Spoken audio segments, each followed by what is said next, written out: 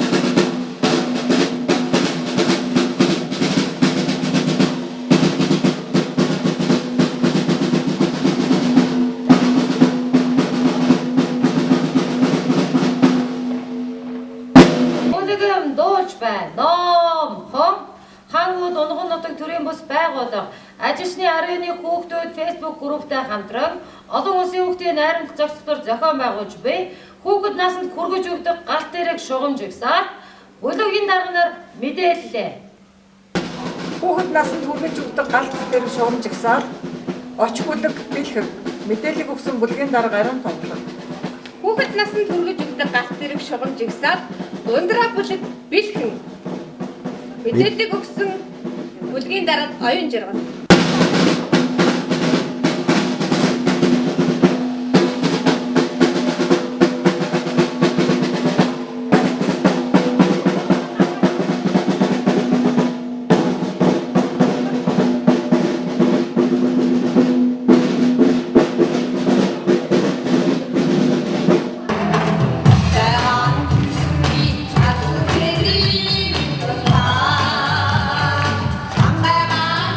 you.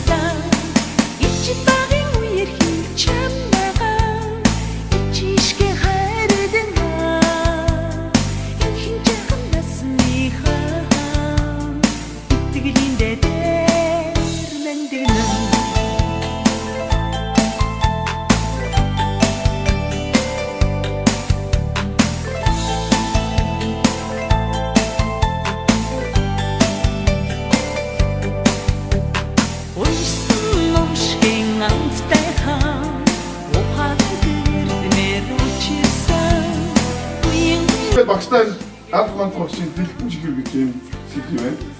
Тэгээд стабилизээ.